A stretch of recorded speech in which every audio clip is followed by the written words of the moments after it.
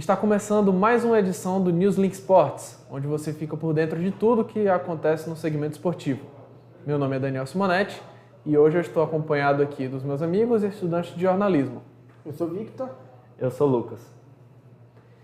Então, hoje nós vamos falar sobre, primeiramente, o momento do Ceará e do Fortaleza. E hoje os dois times tiveram dois últimos jogos aí que não foram o que a torcida esperava. No caso do Ceará, jogando pela Série B contra a Chapecoense, o Ceará perdeu a partida, né, pelo placar de 2-1. E aí... A gente pode estar aí, o Ceará vinha com aquela expectativa de ganhar contra a Chape, porque é um adversário que está lá no Z4, com a 19ª posição. O time está em crise, tem os salários atrasados e tudo. O Ceará veio como eu falei, a expectativa de ganhar o jogo, porque ia entrar no G4. Essa é a primeira vez que o clube entrar no G4 nessa Série B. E o clube acabou desempenhando futebol bem abaixo. Não foi aquilo que o torcedor esperava. Acho que o Léo Condé mexeu mal no time ali no segundo tempo. E foi um resultado bem ruim, né? Para o Ceará aí pega o Curitiba, que é uma equipe mais difícil, né, do que a Chape, e vai tentar se aproximar aí do G4 aí da Série B. Até porque o Curitiba está numa posição ali mais próxima do Ceará, né? Então o Ceará já vinha de bons resultados aí nos últimos jogos, tinha ali uma sequência boa, né, de partidas, teve ali vitórias seguidas e acabou nessa partida agora perdendo para uma equipe realmente inferior, cara. Um jogo que o Ceará perdeu muitas chances, o goleiro da Chapecoense também teve uma atuação incrível, né? E acabou que teve essa derrota aí também com um chute de rara felicidade do jogador ali da Chapecoense, né? De fora da área, a bola foi no ângulo e o Ceará acabou perdendo essa partida. A torcida tem criticado aí nesse último jogo, pelo menos contra a Chape, a atuação aí do Matheus Felipe, né? Tem levantado alguns questionamentos sobre alguns atletas de por que o Condé ainda mantém eles no time titular, né? O caso do Matheus Felipe, do De Luca, que são alguns jogadores que a torcida pega ali mais no pé, pelo fato de eles estão rendendo um pouco abaixo do time. O jogo de hoje contra o Curitiba é muito difícil pelo fato de ser fora de casa, e o Curitiba também está ali, querendo ou não, já entre os 10 primeiros, já luta também, já para chegar mais perto do G4 e tudo. E a gente tem algumas novidades para esse jogo do Ceará hoje à noite, né? No caso seria o Lourenço está suspenso, né, pelo terceiro cartão amarelo, tinha voltado devido a uma lesão e já está suspenso aí. E tem a volta do Saulo Mineiro, né, que é um dos artilheiros da Série B do Ceará, junto com o Ailton e o Eric Pug, que deve formar esse trio de ataque aí para o jogo de logo mais. E vale também ressaltar que o Ceará, por mais que a gente tenha falado dos pontos negativos, a gente também tem que lembrar do ponto negativo também no ataque, né, que nos últimos jogos o Ceará ele sempre vem muito... ele tem muitas chances, né, mas o poder ofensivo nosso, ele erra muito. Então, o poder ofensivo do time, ele peca muitas vezes. Então, a gente sempre tem chute, a gente tem às vezes muito mais de 15 chutes a gol todos os jogos e resultados bem abaixo do esperado, né? A gente tem às vezes 2 ou 1 gol de diferença. Então, o Ceará precisa melhorar muito mais esse setor ofensivo também e, obviamente, o setor defensivo que quando o Ceará não teve o Matheus Felipe, o time não sofreu nenhum gol, né? Com a volta dele, ele já vem falhando há bastante tempo. E isso levanta o questionamento, né, dos torcedores em relação ao Matheus Felipe, né? Todo time de futebol a gente sabe, um time que tem uma defesa boa, o time já começa pela defesa, então onde tem uma dupla de zaga com os laterais já formando uma defesa assim consistente, dá aquela sustentação pro time lá na frente, pros atacantes resolverem e tudo, mas realmente aí, como eu citei anteriormente, o De Luca e o Matheus Felipe, né, eles são dois jogadores assim, questionáveis, tanto até o Matheus Bahia também, que vem no rendimento bem abaixo, aí, tanto que... Na última partida jogou o Eric, né, isso, no lugar dele. No lugar dele, que ele estava suspenso também, que também não foi muito bem o Eric, né, foi uma partida bem fraca aí de lateral, que o Ceará trouxe ele na última janela aqui, vindo do Vila Nova. E o Ceará... ele está próximo ali do G4, ganhando hoje, já encosta ali no Sport, empata com o número de pontos e número de vitórias. Só que já o Avaí já chegou na frente, já passou o Ceará, hoje o Ceará ocupa a 7ª posição do campeonato. No começo da rodada contra a Chape estava em 5º, né? Acabou caindo em 2 posições porque o Sport ganhou e o Avaí também ganhou o jogo dele contra o Guarani. Então o Ceará nesse jogo hoje busca, né, realmente pontuar, né? O importante é sempre pontuar, seja com a vitória ou um empate. Acho que é bom os pontinhos aí para ajudar na sequência aí da competição. E a maior questão do Ceará é que, além de ter muitas partidas que o Ceará cria muitas chances, acaba perdendo gols, assim, na finalização do gol mesmo, acaba também tendo muitos problemas de defesa. Então, o Ceará precisa melhorar tanto a defesa como o ataque para poder melhorar na competição. Para ressaltar, o Ceará hoje é o melhor ataque da Série B, né? A gente tem, o time tem 40 gols, mas o sistema defensivo peca muito. A gente tomou 32 gols, né? Então é uma das piores defesas, tendo o melhor ataque. Então, se eu não me engano, é a 4ª pior defesa do campeonato. Então isso não está batendo. Como é que você tem uma melhor defesa, mas também você tem a pior defesa e um melhor ataque, assim. Então é algo que precisa melhorar. E já no Fortaleza, né? O Fortaleza aí teve a última partida do Fortaleza pelo Campeonato Brasileiro foi contra o Atlético Paranaense. O Fortaleza acabou deixando escapar ali uma vitória, podia ter ganhado o jogo, acabou empatando o jogo ali contra o Atlético Paranaense, num jogo que também não era fácil, né? O Atlético Paranaense, a gente sabe que é uma equipe difícil de enfrentar lá. O Fortaleza perdeu uma chance ali com o Kervin também, que dava para ter feito gol e acabou não fazendo. E aí, vindo desse último jogo aí, empate contra o Atlético no Brasileirão, o Fortaleza acabou perdendo também para o Corinthians na Copa Sul-Americana, né? Em casa por 2-0, encerrando aí uma sequência de meses, acho que 6 meses, né? Invicto em casa, e aí o Fortaleza acabou perdendo essa partida para o Corinthians por 2-0 no jogo de ida das quartas de final. E a gente vale ressaltar que o jogo do Corinthians acho que foi a pior partida do Fortaleza no ano, dentro de casa. O Vojvoda falou isso na coletiva, que ele errou nas substituições, foi uma partida assim, realmente muito abaixo do esperado, porque o Fortaleza vinha naquela crescente, por mais que os últimos 4 jogos, né, que ganhou, enfrentou o Botafogo ali, acabou perdendo, o Internacional também, mas vinha numa crescente, né, a gente viu que o Fortaleza estava ali entre os primeiros, vinha ganhando confrontos diretos contra Flamengo, contra Palmeiras.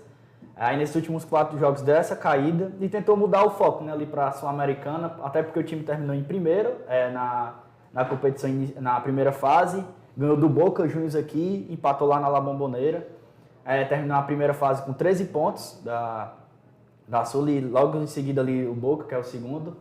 Mas realmente foi um jogo bem difícil e na Neoquímica Arena com certeza vai ser mais difícil ainda, porque apesar de o Corinthians estar na zona de rebaixamento no Campeonato Brasileiro, acho que quando muda para a Sula, acho que o time muda completamente o foco, os jogadores, porque na Série A o Corinthians vai lutar para não cair. Na Sula ainda tem, querendo ou não, uma chance de chegar ali às finais, até porque é competição internacional e é sempre importante estar ali entre as primeiras colocações. E também vale ressaltar, né, que o Fortaleza jogou com o Corinthians desfalcado, né? Então isso já pesa mais um pouco assim, para a derrota do Fortaleza, que o Corinthians não estava com seu time 100%, né? Então ele deixou de ter muitos jogadores importantes e o Fortaleza veio com um time 100%, né? E o Fortaleza vai ser muito mais difícil porque o Corinthians vai ter suas voltas, né? E também vai ter a estreia do Depay, né? Agora no próximo jogo, então isso é algo a mais para o Corinthians. Então eu acho que o Corinthians, com a estreia do Depay, pode ser que mude um pouco da mentalidade, pode ser que o time consiga arrancar uns pontinhos a mais para tentar lutar fugir um pouco da zona do rebaixamento. Isso. Né? Importante destacar aí o que o Vitor falou. O Corinthians ontem estava bem desfalcado, né, como o Vitor citou. No jogo de volta talvez já tenha a estreia do Depay, né, ele já estreia no Campeonato Brasileiro aqui na próxima rodada. Aí ontem no jogo a gente teve os destaques aí para o Igor Coronado, né, que ele vinha sendo reserva no Corinthians, mas jogou muito ontem. Foi o primeiro gol do Corinthians marcado por ele. Teve destaque também do Yuri Alberto, que completou o placar, fez o segundo gol ali, a bola acabou sobrando ali na área, ele conseguiu finalizar bem ali para fazer o segundo gol e matar o jogo. Eu acredito que o confronto de volta vai ser bem mais difícil pelas voltas de alguns jogadores que estavam lesionados, suspensos. Acho que o Ramon Dias vai com força total. Mas, querendo ou não, o jogo ainda está em aberto, né? Acho que dá para o Fortaleza chegar a tentar, né, isso. Já começa com a desvantagem, já está perdendo de dois gols, então vai tentar ali buscar o resultado para pelo menos levar nos pênaltis ou se classificar direto, que é bem mais difícil. Até porque na Neoquímica Arena o Corinthians é muito forte. Apesar desse momento ruim no Campeonato Brasileiro, na Sul-Americana o time é bem mais forte, é outra mentalidade. A mentalidade do time muda em relação ao rendimento no Brasileiro e o rendimento na Sul-Americana aí. E a questão também é que o Fortaleza teve uma atuação aí que o Fortaleza perdeu muitos gols, mas o Corinthians também deixou de aproveitar muitas oportunidades ali claras de gol. E aí foi um jogo realmente que podia ter acontecido do Fortaleza ter empatado o jogo, como também podia ter acontecido do Corinthians ter feito mais gols, ter aberto uma vantagem maior. Então esse placar de 2-0 deixa aí em aberto a questão do confronto do Fortaleza com o Corinthians, né? E aí vamos ver como é que vai ser no jogo de volta na Neoquímica Arena. Já no Brasileirão, o Fortaleza vai jogar a próxima partida aí agora no sábado, né? Isso. Joga no sábado. Na Arena Castelão. Joga aí a próxima partida contra o Bahia. E aí vai ser um jogo que o Bahia está ali também perto do G6, né? Já está ali em sexto lugar, está próximo do Fortaleza, que está em terceiro. E aí se o Bahia conseguir a vitória sobre o Fortaleza, já sobe ali, já encosta também no G4, e aí é uma partida para o Fortaleza voltar, né? É um jogo de confronto direto, para o Fortaleza precisa voltar a vencer para conseguir quebrar mesmo essa sequência de derrotas, cara. Porque não está sendo bom para o time, eles... depois de um excelente desempenho, né, o campeonato inteiro, eles precisam voltar a vencer para ganhar moral de novo no campeonato, né? Isso. E aí já acabou perdendo posição ali para o Botafogo, para o Flamengo, e aí acaba que o Fortaleza, se continuar dormindo, vai acabar perdendo posições, né? E a gente vai destacar aí que o Bahia, querendo, é um clássico aqui do Nordeste, né? Bahia e Fortaleza, como assim, Bahia e Ceará. A equipe do Bahia, né, comandada agora pelo Rogério Ceni, que é SAF, Grupo City, como todo mundo deve saber, teve muito investimento para esse ano time do Bahia, apesar de não ter ganhado o Campeonato Baiano ali perdendo por Vitória, mas na Série A, que é a principal competição deles no ano, o Bahia está ali em sexto, tem condição total de ficar entre os 4, dá para brigar sim, é um time bem organizado pelo Rogério Ceni. Tem ali destaques para o Everton Ribeiro, o Jean Lucas, o Everardo e o Tassiano também, que são peças importantes ali no Bahia.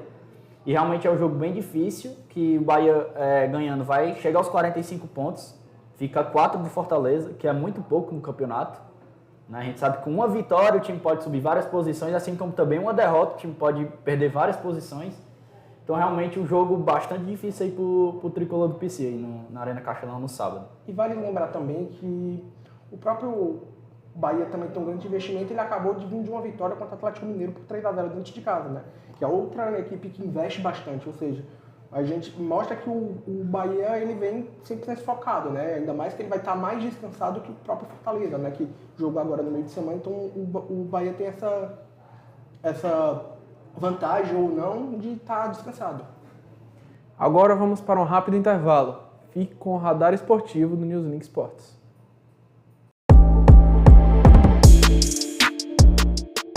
Olá pessoal, sou João Vitor Saraiva e está começando o nosso Radar Esportivo, onde você fica sabendo do que está acontecendo no mundo dos esportes. Raíssa Leal, medalhista nos Jogos Olímpicos de Paris, venceu a final do street feminino no Campeonato Mundial de Skate neste sábado, 14 na Itália. Aos 16 anos, a maranhense leva para casa seu segundo título mundial. O primeiro foi conquistado em 2022 e em 2023 ela ficou com a segunda posição. Com a nota final de 270,56, a fadinha conquistou o primeiro lugar contra outras 7 atletas que foram para a final, todas do Japão.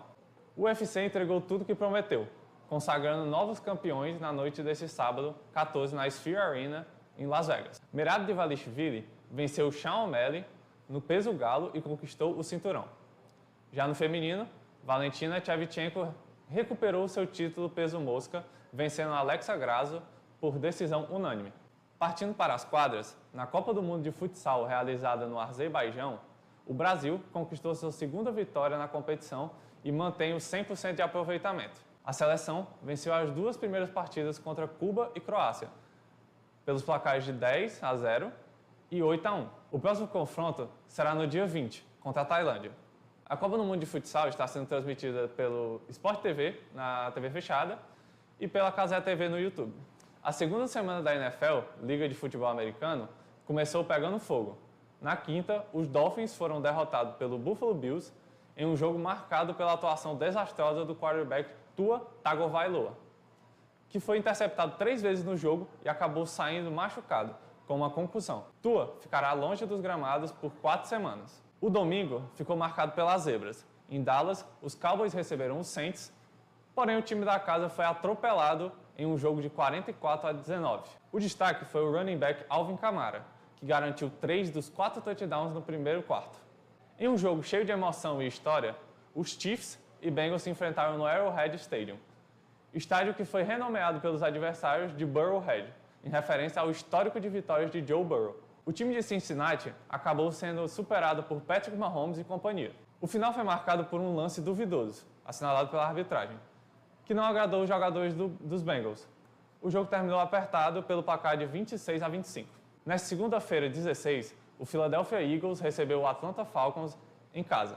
O time da Philadelphia obteve a vantagem, mas acabou perdendo a chance de fechar o jogo. Quem aproveitou a oportunidade de passar à frente foi o quarterback Kirk Cousins, que fez o último ataque sensacional.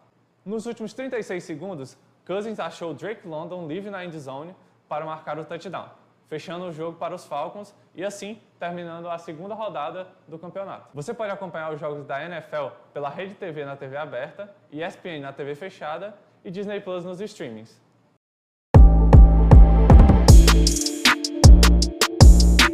Voltamos agora para o último bloco.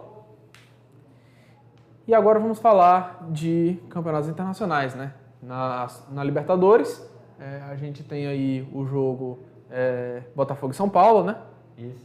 Que É um confronto ali do jogo do Botafogo. É o líder do campeonato atualmente. O Botafogo aí vem numa crescente muito boa, comandado pelo Arthur Jorge. Enfrenta o São Paulo, que também está bem no Campeonato Brasileiro, é o 5º colocado atualmente, comandado pelo Zubeldia. Temos o confronto também do Fluminense, que está ali beirando a zona de rebaixamento, 16º. E o Atlético Mineiro, né, que é um time que está ali no meio da tabela, está tendo um campeonato mais razoável, de altos e baixos, né? Que às vezes até a gente espera mais do time do Atlético Mineiro, que está tendo um desempenho abaixo do esperado, eu diria, ali pelo ataque avassalador que teve no campeonato passado, ali com Hulk e Paulinho. A gente esperava que o Atlético Mineiro agora também com Scarpa, com os jogadores aí a gente vê muito bons. A gente vê pelo treinador, que é o Milito, que não consegue encaixar o time, né, do Atlético. Nem tem um ataque tão poderoso, como tu falou em relação ao ano passado, decaiu bem, também como a defesa, né? O Everson tem levado aí muitos gols, a dupla de zaga questionada em muitos momentos, mas é um jogo aí para ficar de olho, até porque são 2 equipes brasileiras, né? E também tem a questão de que o Fluminense ele está num momento muito parecido com o do Corinthians, né?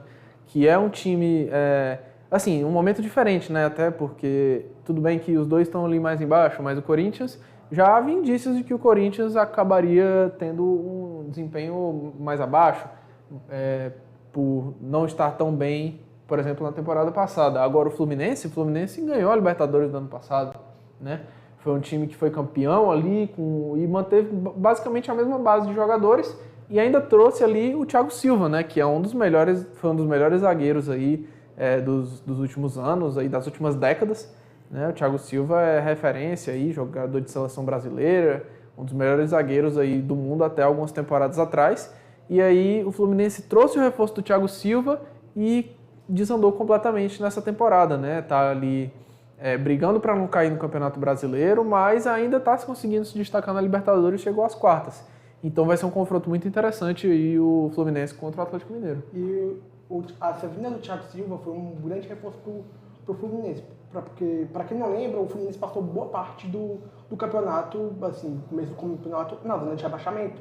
Foi uma lanterna. Eu acho que depois da estreia do Thiago Silva, a gente viu o quão ainda grande e quão ele...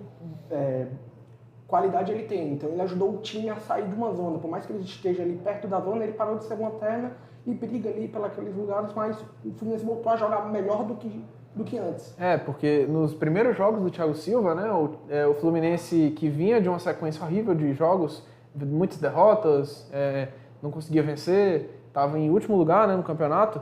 E aí o Fluminense conseguiu aí emplacar, eu acho que 3 vitórias seguidas sem sofrer gols aí, logo depois da chegada do Thiago Silva, né? Mas aí agora o time também já não está jogando mais tão bem, está ali num momento difícil, mas também realmente, eu acho que é um dos confrontos mais parelhos dessas quartas de finais de Libertadores. Isso. Mudando agora para o outro time carioca, que é o Flamengo, que enfrenta o Peñarol no Maracanã. O Flamengo, a gente vê que tem vários desfalques, né? Luiz Araújo, por exemplo, 2 meses fora. Pedro, com a grave lesão aí no ligamento do joelho, vai ficar afastado por até 9 meses. Teve a mesma lesão do Neymar, inclusive, o ligamento do joelho. Fora os outros, né? De La Cruz está lesionado. Os principais jogadores ali do time titular do Flamengo estão lesionados. Até o Vinha também a gente pode citar. E é um confronto bem difícil contra o Peñarol, porque a gente sabe que é um time que tem bastante tradição no futebol aqui sul-americano. Já foi campeão de Libertadores. E lembrando, o segundo jogo é na casa do Peñarol. Então o Flamengo, eu acho que tem tudo para fazer o dever de casa no primeiro jogo. Mas vai ser um confronto bem parelho ali, bem disputado. Pelo fato dos desfalques, né, do Flamengo. Mas mesmo com alguns jogadores em baixa, devido a lesões, ainda mantém um time forte ali, comandado pelo Tite. E tem a força da sua torcida, né? Vai jogar em casa aí com mais de 50 mil rubro-negros aí no Maracanã presentes. E também é um jogo para a gente ficar de olho. Então, passando aí para a Sul-Americana, né? Que também, além do jogo do Fortaleza com o Corinthians, ainda vai ter também participações de brasileiros com o Libertad. O Cruzeiro vai enfrentar o Libertad lá no Paraguai, né? E aí vai ser um jogo, assim, o Cruzeiro é um time que está num momento ali... não vamos dizer que o Cruzeiro está num momento ruim, né? Mas também não está ali entre as primeiras posições do brasileiro. É um time bom, que tem qualidade, e vai enfrentar um Libertad que está enfrentando muitas dificuldades, né? O Libertad, ele, para se classificar para as quartas de finais, ele acabou passando nos pênaltis, né? Nas oitavas, e aí... ele está em uma posição ali mais para baixo, ali meio de tabela do Campeonato Paraguaio. É um time que está tendo muitas dificuldades nesses últimos tempos do Libertad, e o Cruzeiro tem total chance de conseguir um resultado positivo lá no Paraguai e trazer esse jogo aí para o Mineirão e liquidar a classificação. Eu acho que o Cruzeiro é um dos que tem mais chances mesmo entre os brasileiros de se classificar. E quanto ao Atlético Paranaense, vai receber o Racing, né, em casa. A gente sabe que o Atlético Paranaense é muito forte em casa, vai jogar no sintético, tem ali a sua tradição jogando em casa, mas o Racing é uma equipe que está jogando muito bem, né? Está entre as primeiras posições do Campeonato Argentino, teve uma vitória avassaladora ali, né, contra o Huachipatos nas oitavas de final. O agregado foi 8-2. Então, também vai ser um confronto aí mais difícil para o Atlético Paranaense. Então, seria importante já garantir essa vitória em casa para ir tranquilo para o jogo da volta, né? E o Atlético Paranaense, ele veio muito bem, né, no começo do semestre agora, aqui no começo do ano, ele arrancou, foi quase líder do brasileiro por um bom tempo, até dentro da fase de grupos da Libertadores, da Sul-Americana. Foi muito bem, né, mas alguns momentos também, quando precisou ali ter um resultado bom para se classificar em primeiro, deixou a desejar. Nos últimos jogos também vem jogando muito abaixo do esperado, então vai ser um jogo que vai ser definitivo para o Atlético Paranaense, depois de também ter perdido na Copa do Brasil para o Vasco, né? Então é uma situação bem complicada ali para o Atlético. Agora vamos aí para analisar os jogos da Champions League. Ontem teve a vitória do Real Madrid sobre o Stuttgart no Santiago Bernabéu. A equipe venceu por 3-1. Teve ali o gol do Endrick, que foi um dos destaques do time, né, pelo fato de ser o primeiro jogo deles da Champions e estrear com um gol. E é impressionante, né? Ele tem realmente uma estrela muito grande, porque ele sempre acaba entrando ali no final dos jogos, né? Porque vamos ser sinceros, né? O ataque do Real Madrid é o melhor do mundo. Tem Vinícius Júnior concorrendo à Bola de Ouro, Mbappé também um dos melhores do mundo, tem o Rodrigo, que jogou muito, muito nessa última partida. E aí o Endrick, ele sempre vai acabar entrando nos momentos finais do Real Madrid. Mas ele tem tanta estrela que ainda assim ele consegue ter ótimos desempenhos. Já fez gol na La Liga e agora na sua primeira partida na Champions fez gol de novo. Entrando aos 35 do segundo tempo, ele fez o gol aos 50 minutos do segundo tempo, ali no finalzinho. Isso, podemos lembrar também que o Endrick já chegou para o time principal do Real Madrid. O Endrick não participou do Real Madrid Castilla, que geralmente foi quando o Vinícius Júnior participou, quando chegou ao clube, para aquele período de adaptação mesmo, que eu acho bom acontecer, né? Porque jogador jovem, está chegando agora, é outro país, é outra cultura, é completamente diferente o modo de ver futebol na Europa. Mas mesmo assim tem aquele brilho, né? Como você citou. Jogou na seleção brasileira contra a Espanha, fez o gol, garantiu ali um empate. Contra a Inglaterra em pleno Wembley também fez o gol do Brasil, da seleção. E realmente tem muita estrela, acho que é muito promissor o Endrick para a próxima geração do Brasil. Assim como o Estevão também, né? Que vai para o Chelsea quando completar 18 anos. São dois jogadores aí para ficar de olho. Já os outros jogos, a gente teve o principal, eu acho que confronto que a gente vai destacar é o Bayern de Munique, enfrentou o Dinamo Zagreb, venceu pelo placar de 9-2 lá na Allianz Arena, né? E aí foi um placar muito elástico, né? Não é normal, não é comum a gente ver um placar desse num jogo de Champions League. E aí, incrível, né? O Bayern de Munique realmente é um dos clubes que acaba proporcionando esse tipo de placar pra gente na Champions, né? E ainda mais vindo da última temporada, né? Que foi muito abaixo a temporada do Bayern. A gente esperava uma temporada melhor. Por mais que bateu ele nas semifinais, a gente viu que dentro do campeonato alemão, ele muitas vezes deixou a desejar e acabou em terceiro colocado, que não acontecia isso há muito tempo. Há uns 10, 15 anos que o Bayern não ficava entre os, abaixo da segunda colocação, né? Então, o Kompany veio, conseguiu organizar o time, então o time está fluindo muito bem, né? Com as contratações novas e o Kane voltando até a estrela que ele tem, né? Então ele se tornou o inglês com mais gols na Champions League, né? Agora, depois desse hat-trick que ele marcou ontem contra o Dinamo Zagreb. Sim, o Kane fez 4 gols, né? Sendo 3 de pênalti, mas o Kane fez os 4 gols, teve também um destaque para o Olise, que fez 2. Mas o Harry Kane realmente aí já começa como uma vantagem larga aí como artilheiro da Champions, né?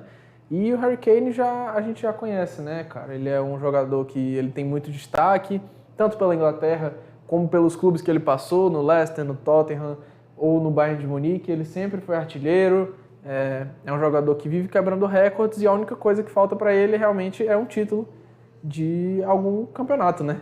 A única coisa que ele realmente não conquista é título, porque gol ele faz muitos, assistência ele faz muitos, recordes ele quebra. A única coisa que falta para o Harry Kane agora nessa temporada é o título. E vamos ver aí, né? Porque o Bayern é um dos grandes favoritos para ganhar essa Champions, juntamente ao Real Madrid, claro.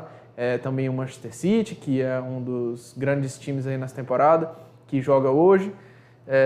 Podemos também citar ontem a vitória do Liverpool em cima do Milan. Acho que foi um jogo mais difícil aí da rodada, pelo fato de ser duas equipes grandes, duas equipes que já foram campeões de Champions, estão ali entre as primeiras. Se não me engano, o Liverpool tem 7 títulos. O jogo começou com o Milan abrindo ali o placar, né, 1-0, gol de cabeça. E depois disso, o Liverpool meio que encaixou o jogo, comandado agora pelo o Arnaud, né, que saiu, deu lugar ao Klopp, que vinha nessa longa história no Liverpool. E acabou virando aí o jogo para 3-1, teve o gol do Van Dijk, teve o gol do Konaté, a dupla de zaga acabou marcando aí, gol de escanteio, e o Liverpool largou bem na frente na Champions League. E agora com esse novo formato da Champions também, né, o campeonato fica muito diferente, não é mais aquilo que a gente está acostumado, que são ali, o time vai jogar 6 jogos e aí vão se classificar 2 de 4, não, vai ser uma tabela ali com todas as equipes, né, e aí vão jogar cada um 8 jogos e quem fizer mais pontos vai acabar passando. Então, vamos ver como é que vai ser essa adaptação para a nova Champions, né, agora que começou a fase de grupos de verdade. E vamos ver como é que vai ser aí o resultado, se ficou melhor mesmo, ou se era melhor ter deixado do jeito que estava antes, que todo mundo já estava acostumado. Vamos ver como é que vai ser aí esse novo estilo da Champions, né?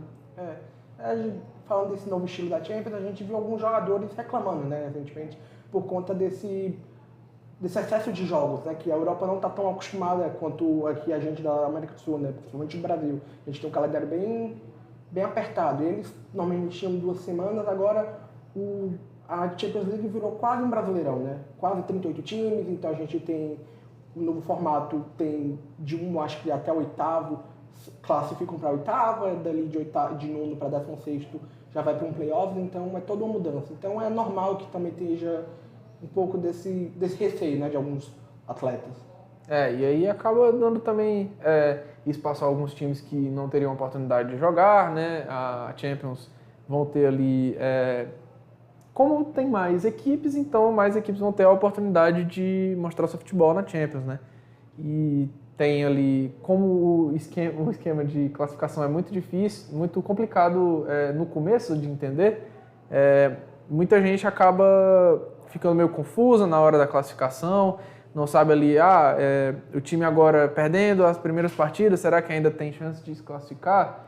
Né? Então, vamos ver como é que vai ser. Eu acho que é uma mudança que vai deixar realmente, vai ser estranho no começo, mas como muitas outras mudanças que já tivemos no futebol, um dia nós vamos acabar nos acostumando e pensar que seria até estranho do jeito que era antes, né? Ficamos por aqui em mais uma edição do Newslink Sports. Para mais conteúdos, se inscreva no nosso canal do YouTube. E para ficar por dentro de mais notícias, siga o nosso Instagram, @NewsLinkLab. Tchau e obrigado!